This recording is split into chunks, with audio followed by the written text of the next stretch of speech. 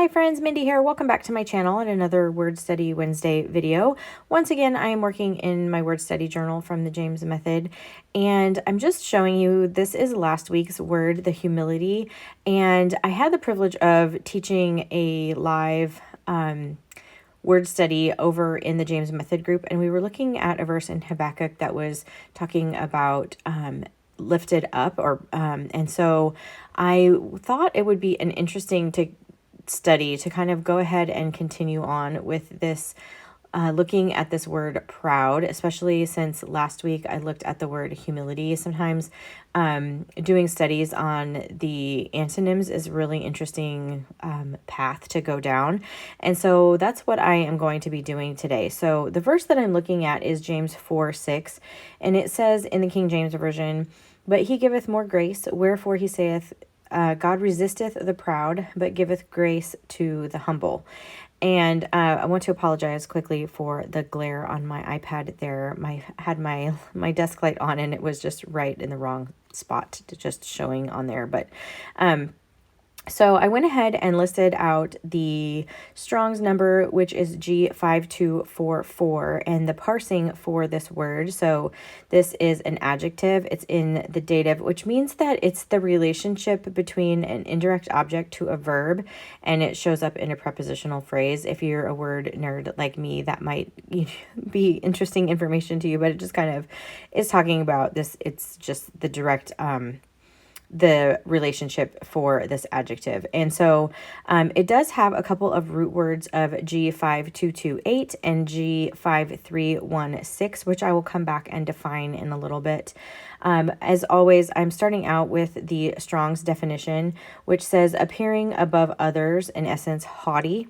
And then I'm going to list the outline of biblical usage as well, which is showing one's self above others, overtopping, conspicuous above others, and then also with an overweening estimate of one's means or merits, despising others or treating with contempt. And so how you're kind of treating people because you think yourself more highly than you ought to, which is, a warning in scripture as well. But this word actually only shows up 5 times in the New Testament. And it's translated proud every single time. And so there's not a lot to really list in these usage and concordance sections, which was kind of the same for lifted up that we did in the live Facebook group. But there's still a lot that you can glean from this. And so I'm going to show you one of the ways that I like to pull some extra information as well. And so the first mention of this word is Luke 1:51. And the last mention is in 1 Peter 5:5. And that verse was my focus verse from last week. And so it's because that verse also has where it's talking about pride and humility are both mentioned in that verse. And so I'm going to start off, as always, over in the notes and nuggets section with including the verses where this word is translated. So this G5244. So the first one being Luke 1:51, which says, "He hath showed strength with his arm. He scattered the proud in the imagination of their hearts."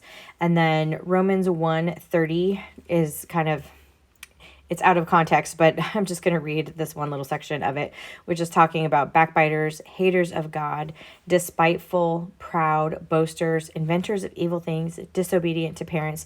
This is kind of in your kind of mid list here in Romans, but it's interesting that these are some serious things. Haters of God, boasters, inventors of evil things, and proud is tossed in there. This really just kind of shows God's heart about how he feels about being proud or being prideful. 2 Timothy 3:2 says, "For men shall be lovers of their own selves, covetous, boasters, proud, blasphemers, disobedient to parents, unthankful, unholy." And this is also really interesting to me because, again, we're kind of mid-list of all of these kind of works of the flesh here, and proud is right smack in the middle of it. And, next to some, pretty serious other things that are very displeasing to the Lord, blasphemers, and so And I think that it just kind of defines itself when it says lovers of their own selves. That's really kind of the definition of proud. So now I'm flipping back over to this first page because I want to go in and I'm going to define the root words that were listed. So G5228, which is just a primary preposition, and it says for the sake of, over, beyond, more. And then G5316 is the verb part of this word, and it means to appear, to shine, to be seen, to seem, or think. So this is how we're getting this. You think you think more of yourself. You think yourself more beyond other people. That's kind of how those two pieces of the root words work together. And then I popped over to the lexicon and grabbed a couple of the words there, which was G5187. And I'm going to actually list a couple of the verses using that 5187. And so, because it also is translated as proud. So 1 Timothy 6:4, where kind of says, he is proud, knowing nothing but doting about questions and strifes of words, whereof cometh envy, strife, railings, evil surmisings, and then continues on with another list. And then 2 Timothy 3:4, so kind of hearkening back to this other verse, continues that list of traitors, heady, high-minded, lovers of pleasures more than lovers of God. So this word high-minded here is translated as, it's the G5187, which is also kind of proud.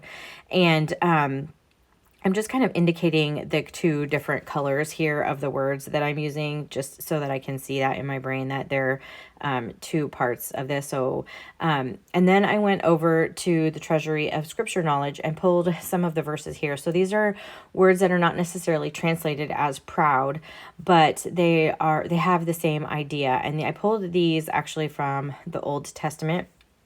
So the first one I wrote is Psalm 138:6, which says, though the Lord be high, yet he hath respect unto the lowly, but the proud he knoweth afar off. So this is that same idea that he resists the proud and gives grace to the humble. And Proverbs 29:23 says, a man's pride shall bring him low, but honor shall uphold the humble in spirit. So again, this kind of difference of, ideas of being proud versus being humble or, lowly in your own estimation. And so I like pulling things from the Treasury of Scripture Knowledge for these kinds of things, because you really get a different idea. And I talked about this yesterday, but you get an opportunity to see other words translated in this way, but still have the same idea as what we're looking at here. So here, both the word is proud and pride, and so it's not a far off. But sometimes those there's a whole list of scriptures from the Treasury of Scripture Knowledge that have this same idea in them, and I'm going to get to a couple of those further on here when I go into writing down my main takeaway. But those are some of the ways that even when I have a word that doesn't have a lot of information in terms of a concordance, it's not translated a bunch of different ways, or there's not a huge lexicon. I did not list all of the lexicon references for the Hebrew. I only listed the Greek ones. And so this is just another way to get some more information. And so what I wrote for my main takeaway says that a proud heart, or viewing yourself higher than you ought to, is displeasing to the Lord and opens yourself up even further to sin. And this is kind of in reference to 1 Timothy 6:4, where it talks about that he's proud, and these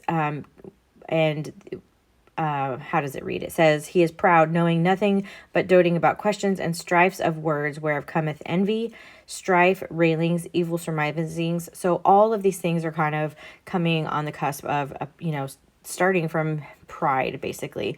And so then I continued on writing that God is not close to the proud, but gives grace to the humble. Proverbs 6:16 through 17 lists the things that God hates, and among them is a proud look. We are taught to hate the things that God hates, and as such, we should be actively searching our hearts for hidden pride so that we can humble ourselves before him. So it talks about, that verse in 1 Peter that's talking about humbling yourself. And so that's actually the verse, like I said, that I looked at last week, which says that you submit yourselves unto the elder, be subject one to another, clothed with humility, for God resisteth the proud and giveth grace to the humble.